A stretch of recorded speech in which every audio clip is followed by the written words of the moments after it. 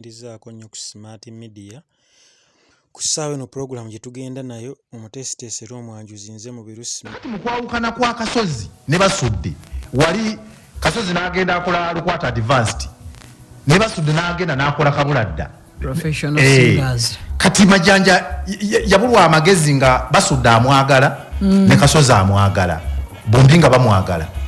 mu mbeera eyo majanja yasalawo n'asirikira bw'anaagana ye ku bonna awali waakayewa kyekigambira kuza nti kiriwo n'asalawo n'aga nti kaŋŋende nkole n'omusajja ono Kasozi mu lukwata advanced n'agenda n'akola ne Kasozi yasalawo naye mu kukola naye azze akola ennyimba nnyingi okutuuka essaawa ya leero kubanga majanja akoze ennyimba okuva Kasozi lwe yamuleka yakoze ze mwana w'omuzungu ezakafeero osegedde zonna ze Kampala mu kooti yazazikola ogambye majanja akuba ki majanja akuba besi akuba besi gita osegedde yazazikubiramu besi tebeera mu nze nali mayinti ne bibeera program mulimu byoma era ennyimba zonna eziprogramingiddwa mu besi ya kompyuta ebiseera ebisinga n'obuwangazi ziba mpangazi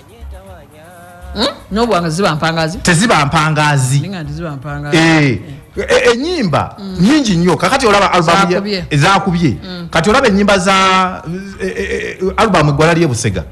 ogiraba lyanyumira eryo Eggwala ly'Ebusega abakyala ba bbeeyi zonna majanja yazazikuba zonna yazazikuba so nga ate album eyo nannyiniyo yafuluma ate amaze okufa osegeera anti agenda azikuba oli n'azeka mu studio osegedde nga ziri mu kurekodingibwa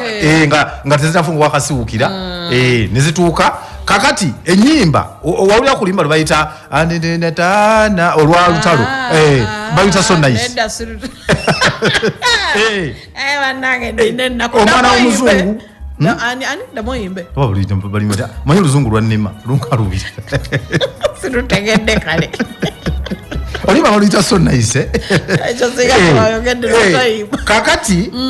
ennyimba zonna abakyala babbeeyi Eggwala Mwannyinaze Singa Nalinze zonna yazazikola kati bajja kukizitobona naye abakolera mbadde nkulaga nti abayimbi abantu bonna n'abadongo Kasozi bye yakwata era bakyaliwo bakyatemye era bakyakola namanyi wakati essaawa eno majanja aliwa Pastor Kakande pozi yaluwayo n'okubbiri wali kugenda kulegaya era yatendeka abakubi b'ebivuga osegeera ab'omukyaki kitegeeza nti rekodi era asigadde akyagikuumye olw'amaanyi agamuweebwa bw'oli byamutendeka kati bw'otunuulira Walukagga olwaleero gye yamujja gundi Walukagga Kasozi gye yamujja era n'olwaleero Walukagga w'amaanyi osegedde bw'otunuulira abasajja nga Pastor Yiga muyimbi wakadonka era dde aluyimba kirwalina anti Pastor Yiga mukubi wa ndongo ya solo bantu ngambe nti muyimbi wakadongo era amuleeta wano amulaga ensi Kasozi era n'aba w'amaanyi mukubi wa ndongo ne mukyaki agikuba kati era agikuba kubeera atula wali abayimbi era najja n'akola teyakola ku bandi bayita revival era revival bandi eyo yagikubira yali director waayo naye era byakola revival tekyaliwo naye era byakola byali kasaba nabbi bagenda naye show ze bakolanga era zaali nnungi okuvira ddala ku Pastor Yiga kiyasome wa Kasozi nga bakyali bonna era revival show ze yakolanga zaali nnungi n'ennyimba zennyini ezakolebwanga mu revival era zaali ki era zabanga nnungi oba osegeera era mu ntambula ezifaana bwekyo kati kye bayita Kasozi kitegeeza nti omukululo gwe oba omuzungu kyayinza okuyita legacy yagukuuma nti mu bayimbi bonna be yakwatako bawulya mu kibuuka bonna obalaba nti bakola ki obalaba nti bwe bali so kakati oluyimba gwe musika bw'olutunuulira yadde newankubadde yali alaamira omutabani naye kigambibwa nti n'abaali mu kibiina bonna yali abalaamira